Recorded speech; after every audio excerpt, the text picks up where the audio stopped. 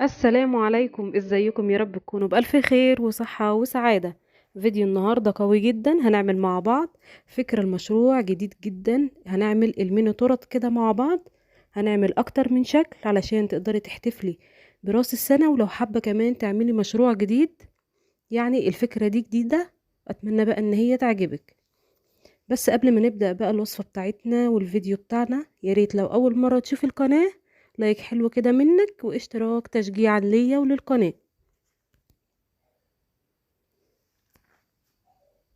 هتعملي النهاردة أكتر من شكل. تعالي بقى كده بسرعة نشوف المقادير وطريقة التحضير.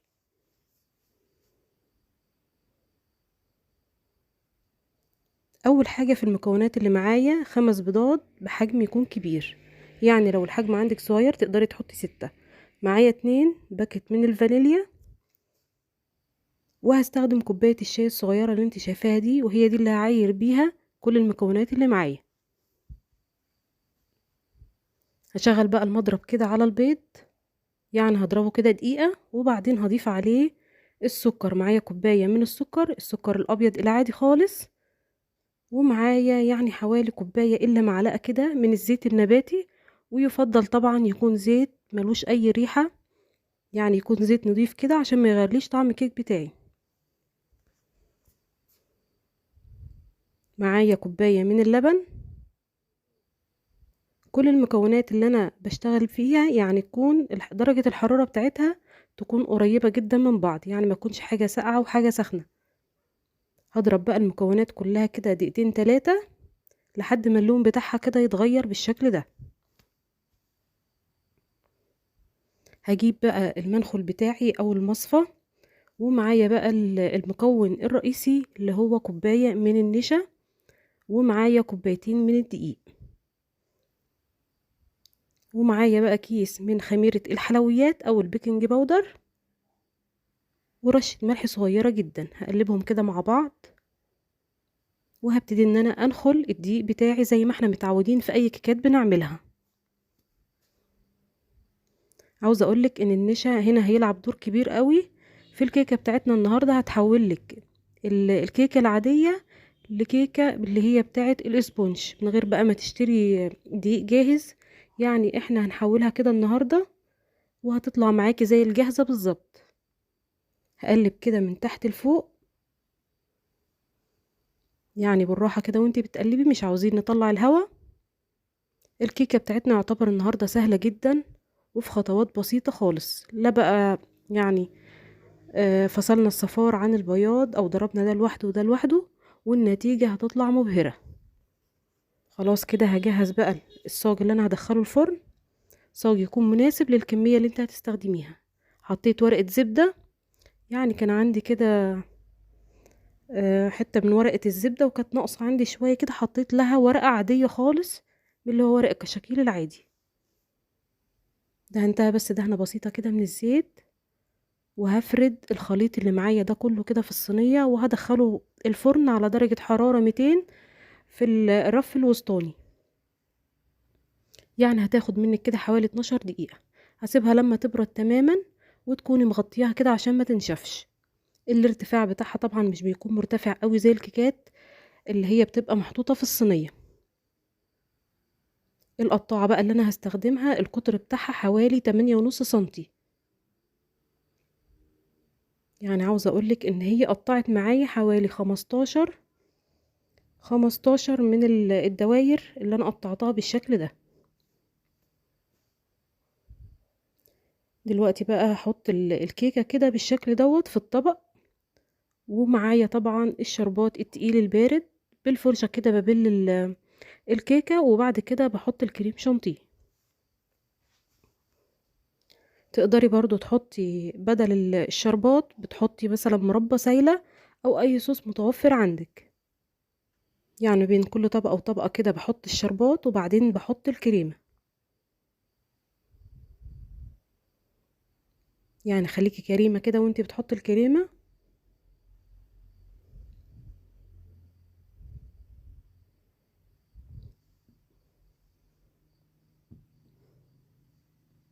حطيت تالت طبقة، وبعدين حطيت بقى كده فرشة من الشربات، وبعدين حطيت الكريمة. هبتدي بقى اجلس التورتة كده، او الميني تورتة كده زي ما احنا قايلين كده مع بعض. عاوزة اقولك ان دي فكرة مشروع جميل جدا ومربح. يعني بدال ما الواحد يروح يشتري تورتاية، ممكن يشتري اتنين، والأطعمة كمان هتكون مختلفة. يعني بدل ما يجرب طعم واحد، هيجرب طعمين اتنين.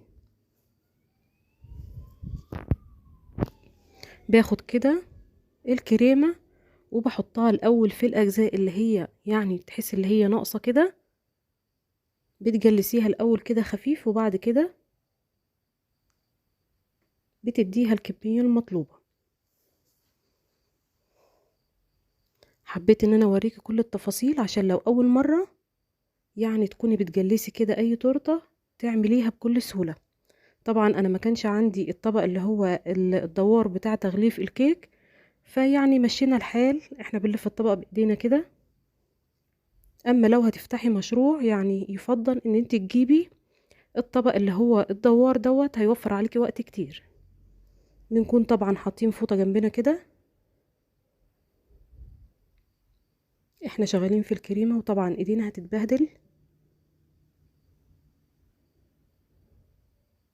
بظبط بقى اي مكان كده هتلاقيه مش متساوي، هتزودي له كريمة. انا بجلسها دلوقتي بالسكينة العادية خالص اللي هي الترانش بتاع العيش. في ناحية مشرشرة وناحية عادية خالص. لو حابة بقى تديها الشكل اللي هو اللي فيه خطوط، تقدري تعمليها بالسنون بتاعة السكينة اللي هي المشرشرة. حابة تعمليها سادة كده بالناحية التانية.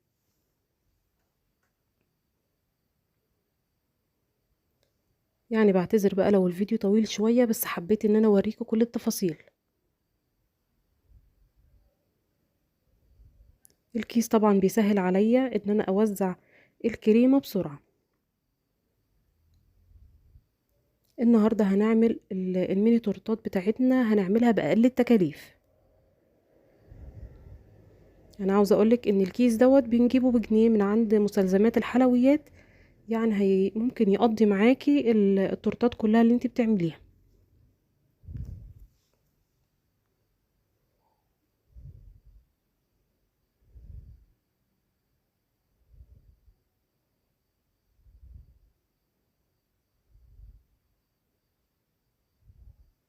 اتمنى بقى ان كل الخطوات تكون واضحة قدامك. بظبط بقى الطبق كده وبشيل اي زيادة. ودلوقتي حطيت واحدة كمان، وهبتدي ان انا احط لها الشربات وبعدين الكريمة. وبحط تاني طبقة كده.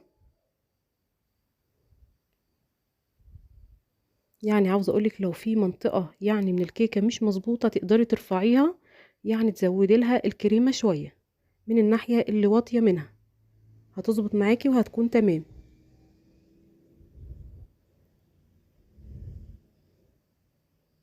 زي ما انا بعمل كده بالظبط.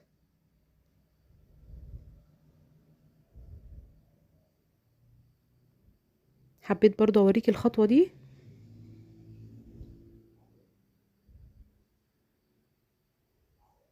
وبنداري بقى اي نقص كده بالكريمة.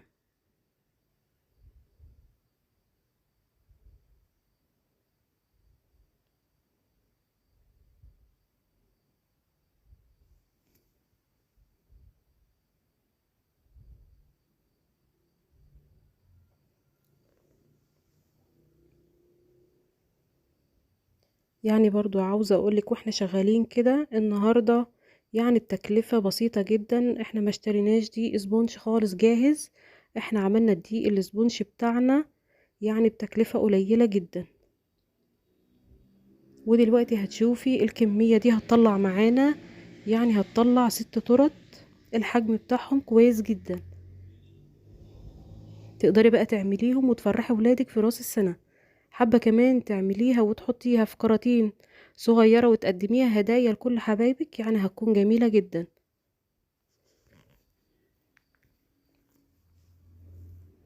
دلوقتي بقى هاخدهم واحطهم في الفريزر، يعني هحطهم حوالي ربع ساعة. ده شكلها بعد ما طلعتها معايا بقى شوية من الشوكولاتة المبشورة، وده هيكون اول شكل كده معايا. حبيت برضو اوريكي. معايا بقى كريم شانتيه بالشوكولاتة، يعني الكريم شانتيه عادي عملناه خالص، وبعدين قلبنا عليه معلقة من الكاكاو الخام. هستخدم القمع بتاع بلح الشام في الفورمة دي، هديها اي شكل كده بالدائري يعني عشوائي، وبعدين هزينه بقى باي بسكوت متوفر عندك بالشوكولاتة او اي قطعة شوكولاتة بالشكل ده. يعني حبيت اقولك يعني شوية افكار كده بسيطة خالص، ممكن تكون عندك الحاجات دي كلها موجودة عندك في البيت. تاني واحدة بقى معايا يعني خدت كده معلقتين كبار من السكر البودر، وحطيت عليهم شوية او 3 نقط، حوالي 3 نقط من اللون الاصفر، ومعلقة من اللبن كده، وفكيت السكر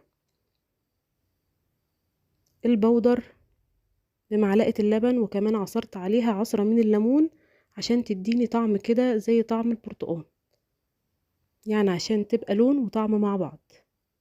تقدري برضو تعملي الصوص دوت بالشوكولاتة البيضة وتضيفي عليه اللون الأصفر. بس زي ما انا قلتلك، حبيت ان انا اعمله النهاردة بطريقة اقتصادية، يعني في متناول الجميع. خدت بقى القمع الصغير دوت اللي بيكون في المكن بتاع البوتيفور، حبيت ان انا استخدمه النهاردة، وعملت كده وردات كده صغيرة بالشكل ده على الجنبين، واحدة من الناحية دي وواحدة من الناحية دي. يعني سهلة وبسيطة جدا واي حد يقدر يعملها.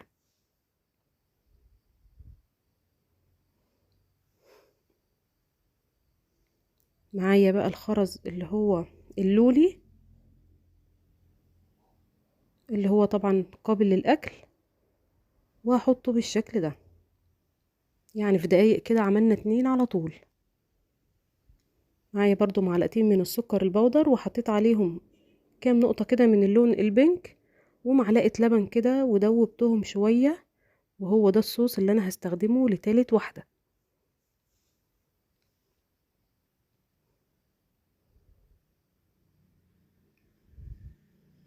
يعني بحط كده زي الزجزاج الاول علشان تبتدي تنزل على التورتة من الجناب، وبعدين بحط كده شوية من فوق.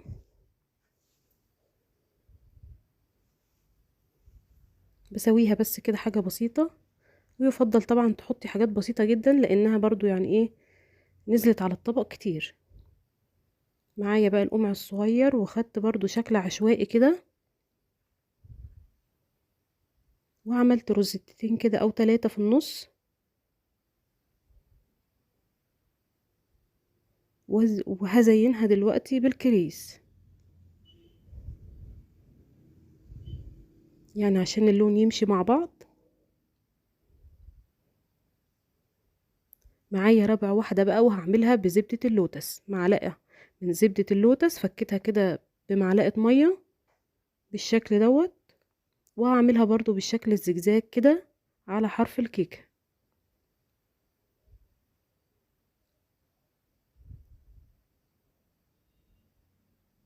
يعني الموضوع بسيط جدا، محبتش بقى ان انا احطها في كيس.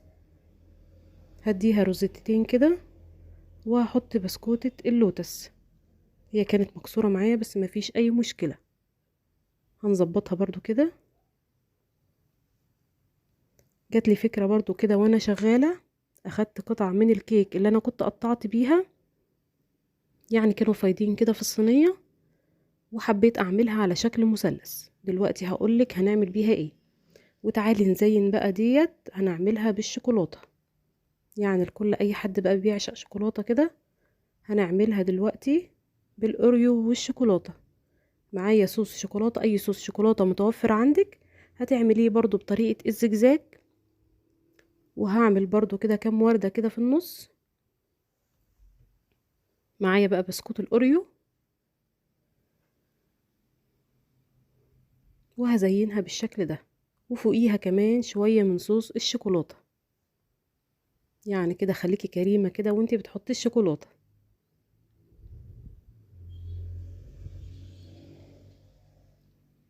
ودي بقى انا هعملها يعني زي الشجرة كده بالظبط. يعني جات لي الفكرة والله وانا شغالة كده، فحبيت ان انا انفذها معاكم. هجلسها برضو كده بالكريمة للآخر. انا خدتها على شكل يعني طالعة على شكل مثلث كده لفوق. هجلسها بقى كويس كده بالكريمة.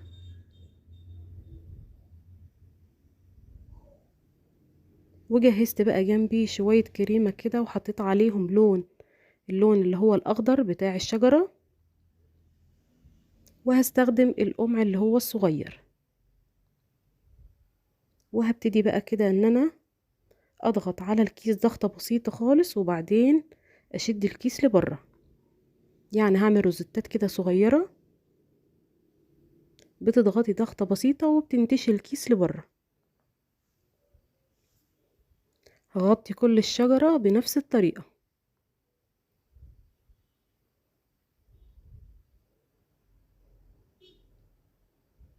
يعني حبينا نعمل حاجة خاصة كده براس السنة، فكانت الفكرة ديت يعني في مكانها بالظبط.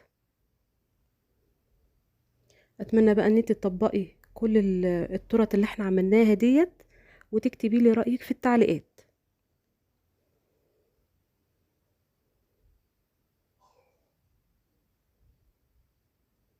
اي مكان فاضي بتحطي فيه روزيتا كده بالشكل ده.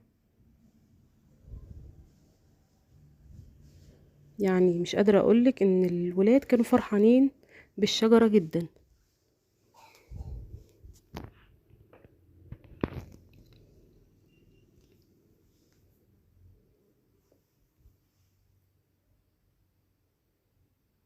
اي خرز بقى متوفر عندك كده او لولي بتحطيه بالشكل العشوائي، يعني اكننا كده بنزين الشجرة.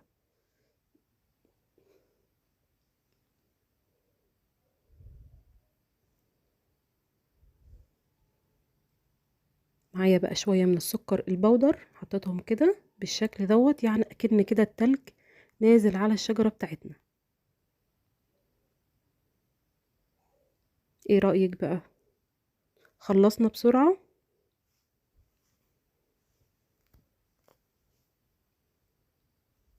يا ريت لو وصلت معايا الفيديو للمرحلة دي ما تبخليش بقى تحط اللايك علشان يوصل لأكبر عدد من المشاهدين.